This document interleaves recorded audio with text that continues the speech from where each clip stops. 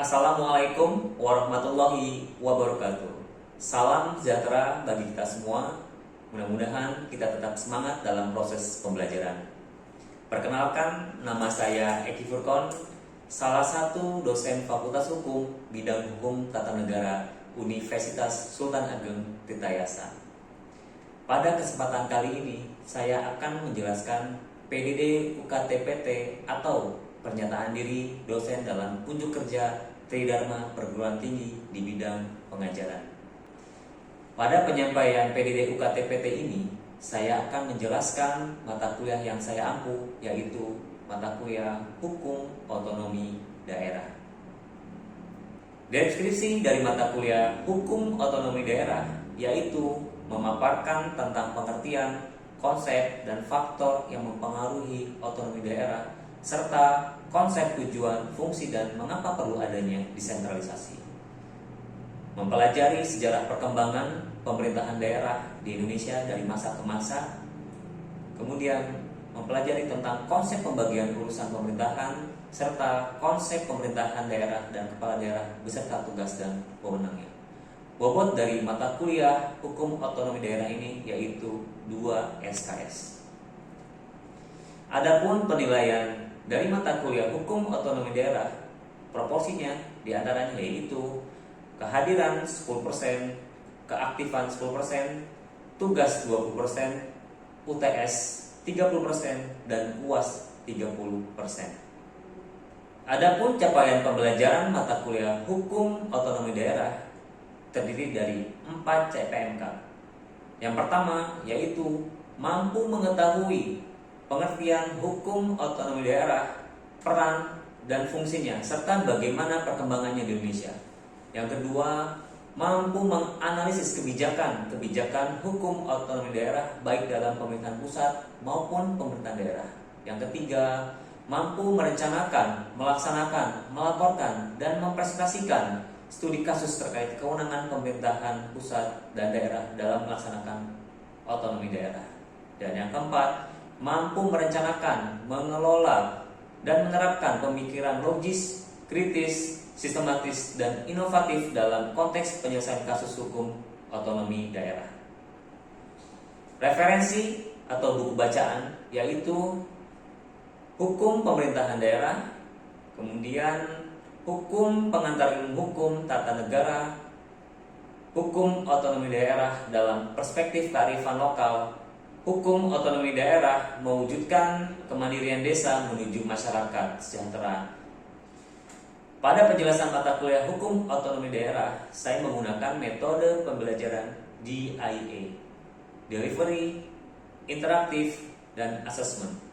Delivery bagaimana penyampaian materi pembelajaran kepada mahasiswa, interaktif yaitu interaksi antara dosen dan mahasiswa, dan asesmen yaitu penilaian akhir mahasiswa secara struktur dan objektif.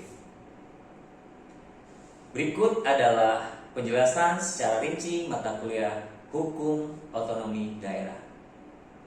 Assalamualaikum warahmatullahi wabarakatuh. Waalaikumsalam Waalaikumsalam warahmatullahi wabarakatuh. Terima kasih teman-teman. Salam sejahtera bagi kita semua. Mudah-mudahan kita tetap diberikan kesehatan, tetap semangat, khususnya dalam proses pembelajaran di mata kuliah Hukum Otonomi Daerah. Gimana semuanya keadaannya? Alhamdulillah baik, Baik, Pak. Baik teman-teman, kita sekarang memasuki pertemuan kedua di mata kuliah Hukum Otonomi Daerah. Yang minggu lalu kita membahas dalam pertemuan pertama yaitu terkait tentang kontrak perkuliahan di mata kuliah Hukum Otonomi Daerah. Tentu saja di dalam kontrak perkuliahan di minggu kemarin itu menjadi bagian yang harus kalian lakukan dan menjadi pertanggungjawaban kalian selama pertemuan 16 ke depannya, seperti itu. Baik teman-teman, di pertemuan kedua ini kita akan membahas tentang pengertian dari negara kesatuan dan otonomi daerah. Teman-teman bisa menyimak dengan baik, tetap semangat ya dalam pembelajaran ini, karena kalau kita tidak semangat, nah biasanya kita susah menerima sesuatu materi seperti itu teman-teman. Apa sih yang menjadi tujuan pembelajaran di mata kuliah Hukum Otonomi Daerah ini? Mahasiswa mampu menjabarkan dan menguraikan tentang konsep pemerintahan daerah di Indonesia, otonomi daerah yang pernah dan sedang diterapkan di Indonesia. Kemudian mahasiswa juga mampu menganalisa kondisi faktual terkait tentang pemerintahan daerah di Indonesia. Nah, baru kita mulai masuk nih teman-teman, konsep negara kesatuan. Nah, ini ada definisi konsep negara kesatuan dari pakar. Menurut Kansil mengatakan bahwa negara kesatuan adalah bentuk negara yang merdeka dan berdaulat, di mana keseluruhan negara dikuasai hanya oleh satu pemerintahan pusat saja. Pemerintahan pusat juga berwenang mengatur seluruh daerah. Menurut Utrecht mengatakan bahwa negara kesatuan adalah negara yang tidak terdiri atas beberapa daerah atau negara bagian yang berdaulat. Dengan demikian, negara kesatuan selalu bersusun tunggal, ya, bersusunan tunggal seperti itu.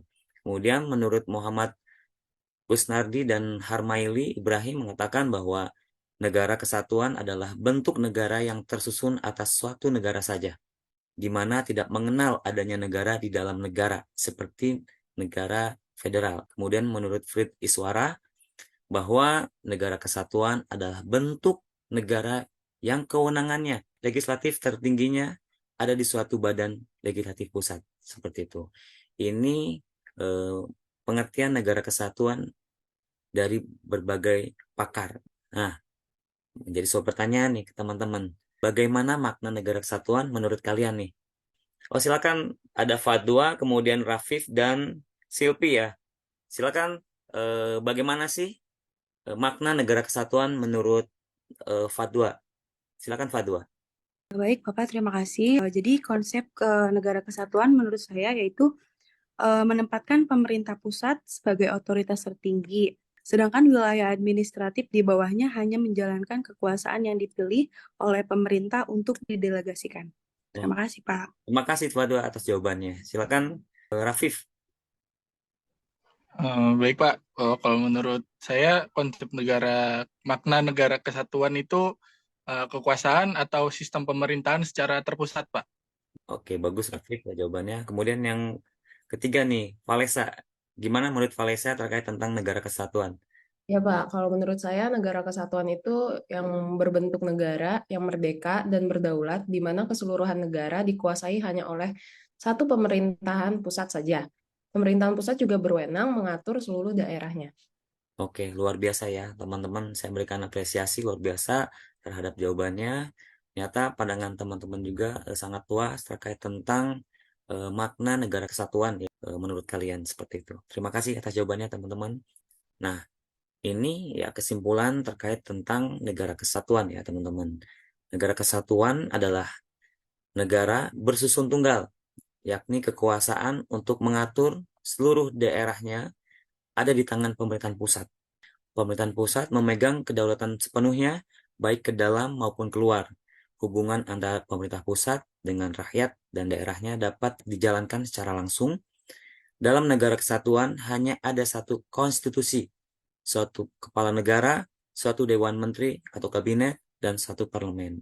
Dalam pasal 1 tentunya ayat 1 menyatakan bahwa negara Indonesia adalah negara kesatuan yang berbentuk republik. Kemudian kita bertanya, bagaimanakah dengan NKRI kita?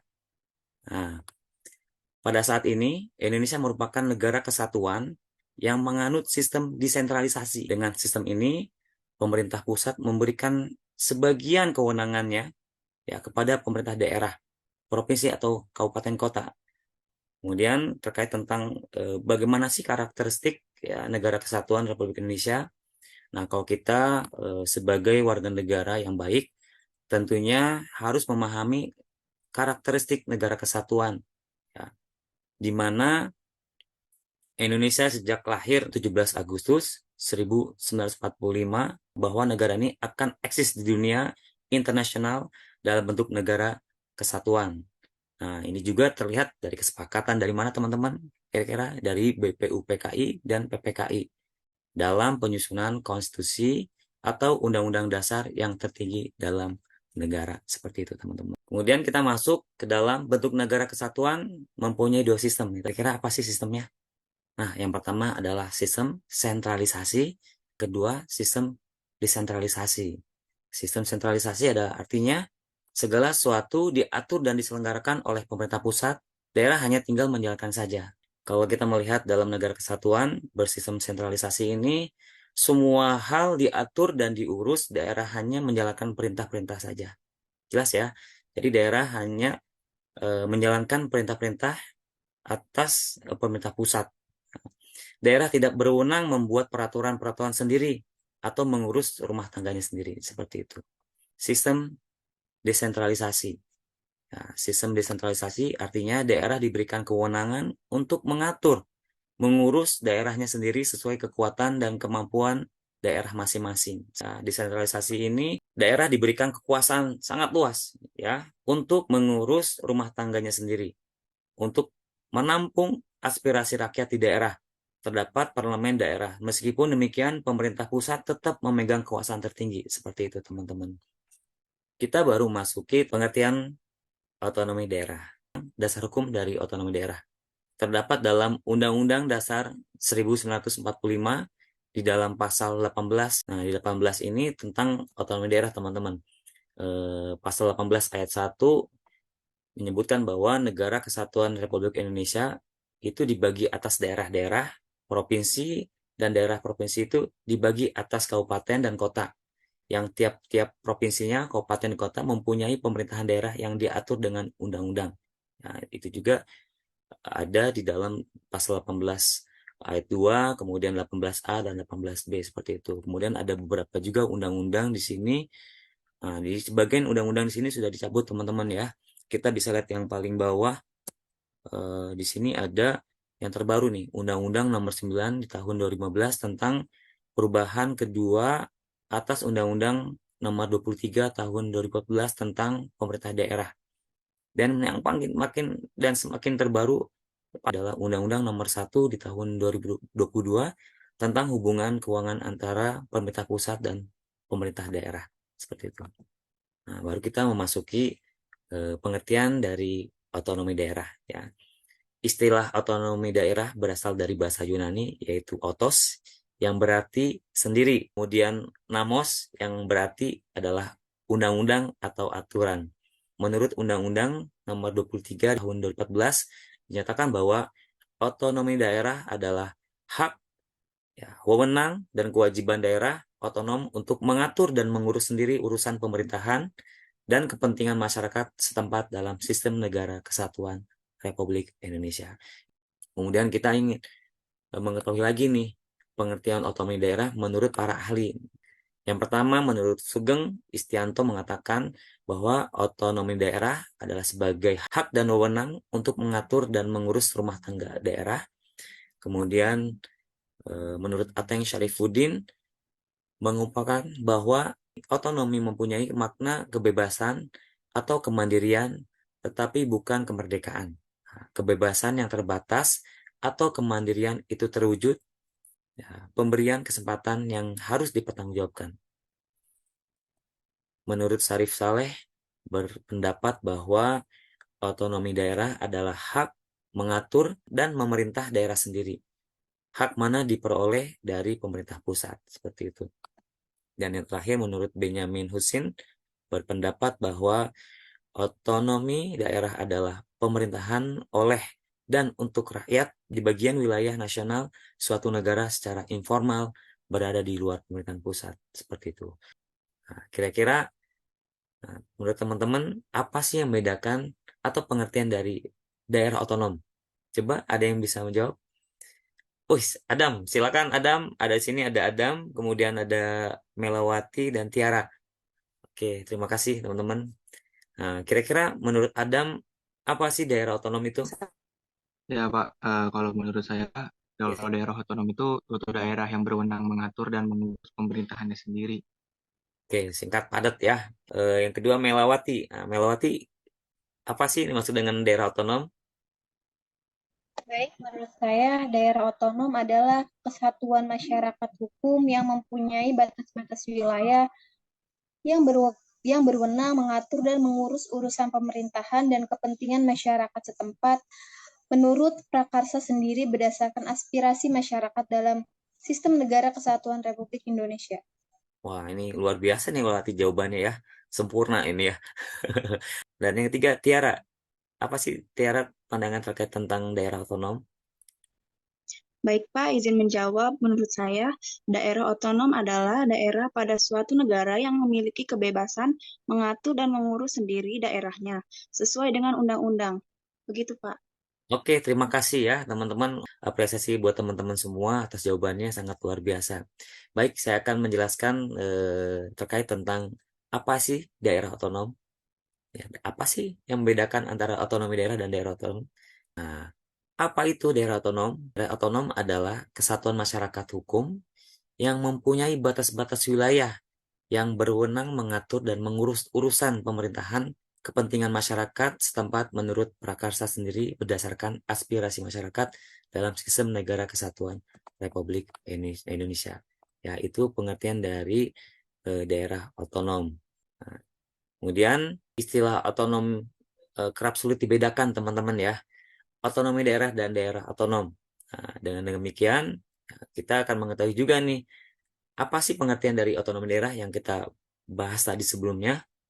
Ya, otonomi daerah itu berdasarkan pasal 1 angka 6 Undang-Undang Nomor 23 ya.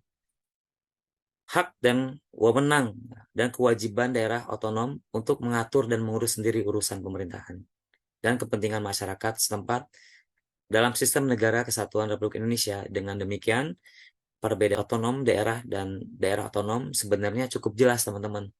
Istilah daerah otonom itu digunakan untuk menyebutkan suatu daerah yang berwenang untuk mengatur dan mengurus pemerintahannya. Sedangkan otonomi daerah lebih berkaitan dengan kewenangan daerah tersebut.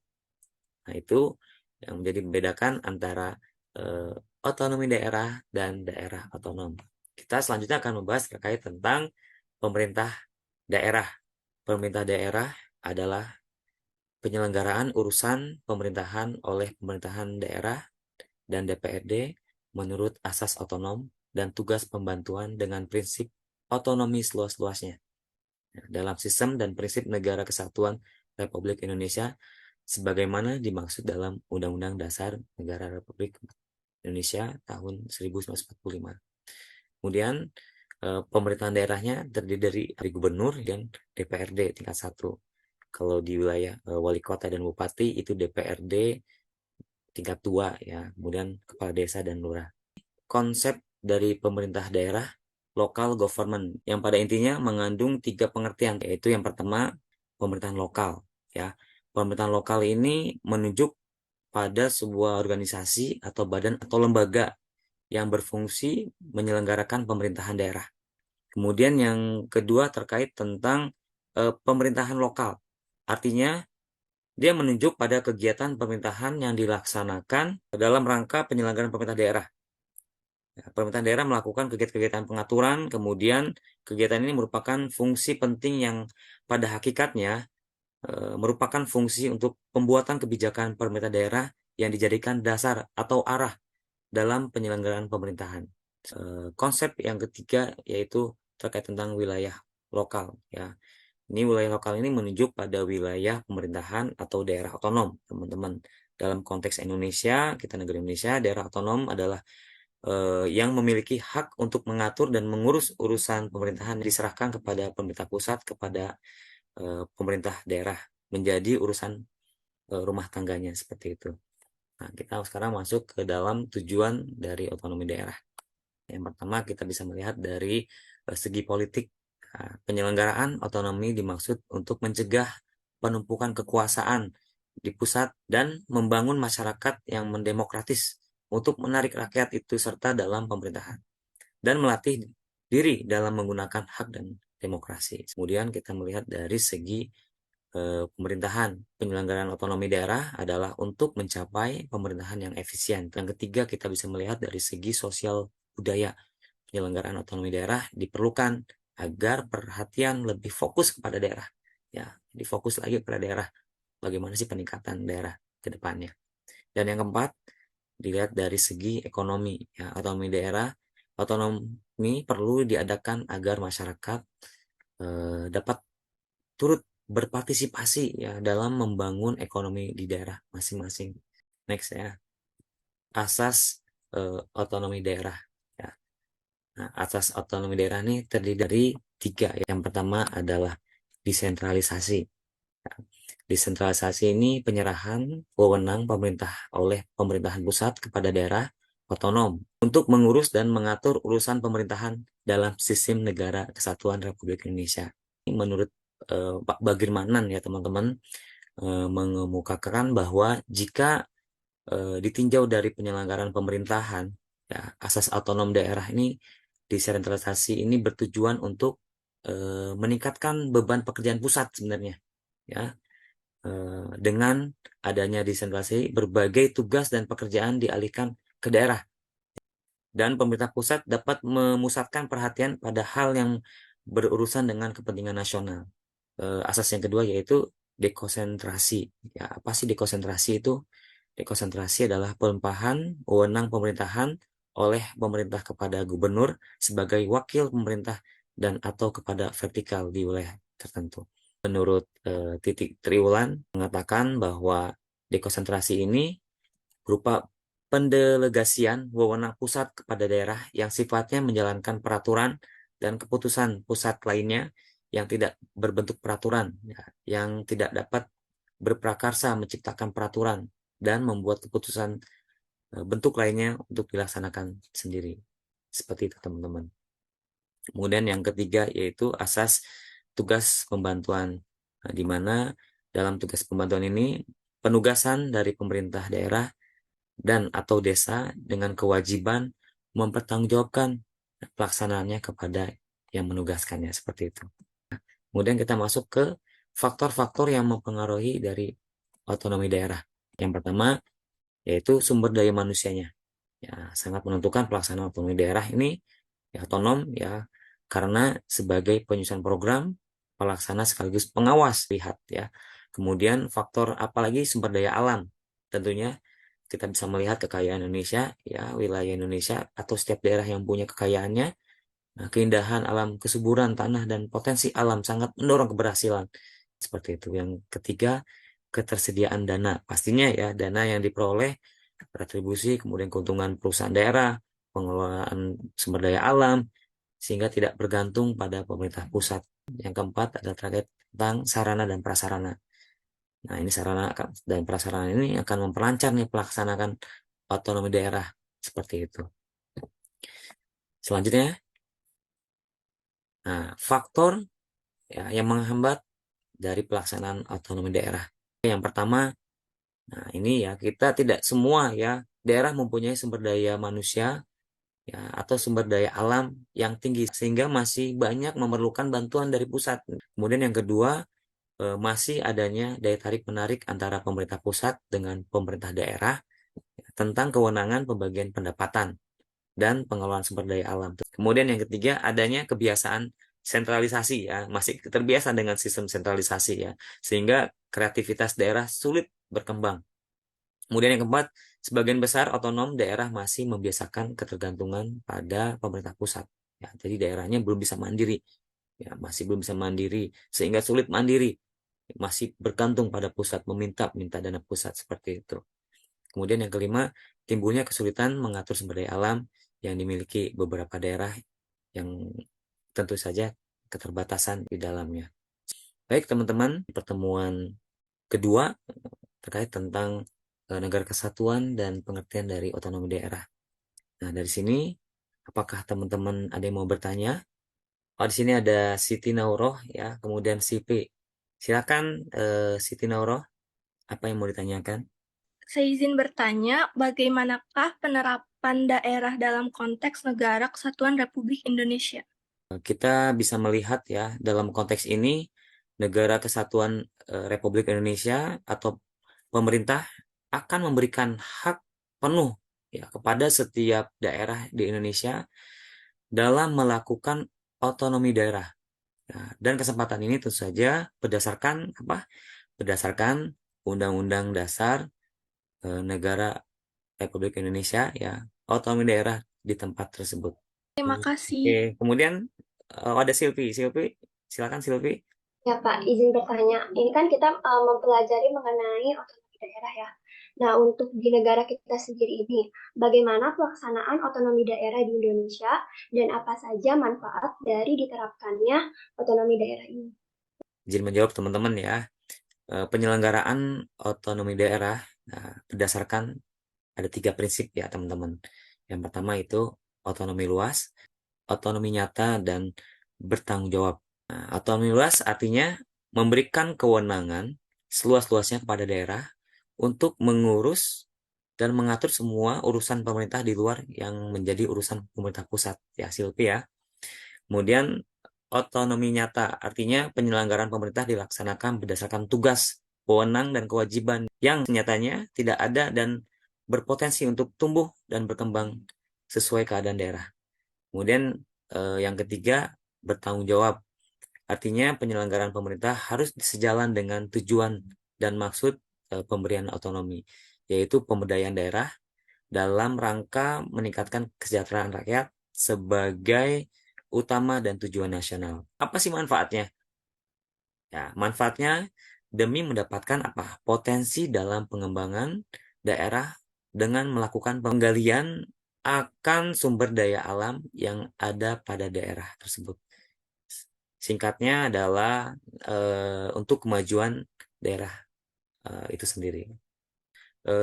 Terakhir ini kita akan mengadakan evaluasi dengan menggunakan kuisis yang tadi saya sampaikan. Kira-kira apakah teman-teman sudah paham atau tidak? Baik teman-teman, silakan sekarang teman-teman buka kuisisnya dengan cara join kuisis. Sudah terlihat teman-teman? Sudah, Pak. Silakan bisa bergabung teman-teman ya dengan kode yang telah ditentukan ya, sudah ada di layar.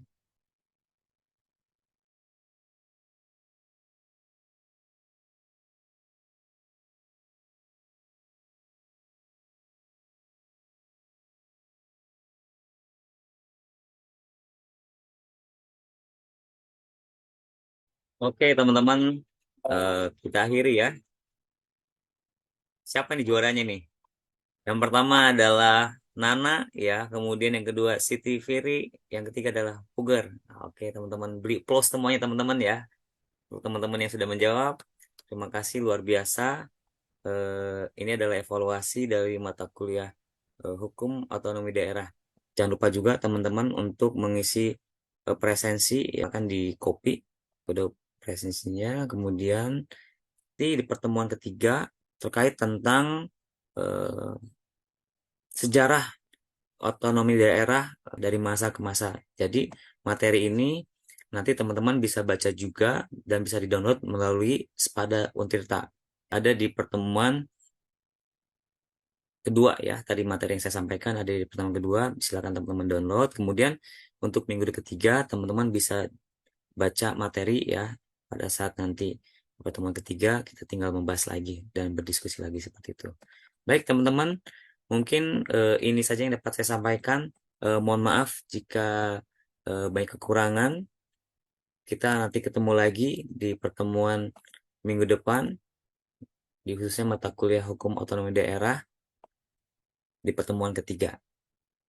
Baik teman-teman, Assalamualaikum warahmatullahi wabarakatuh.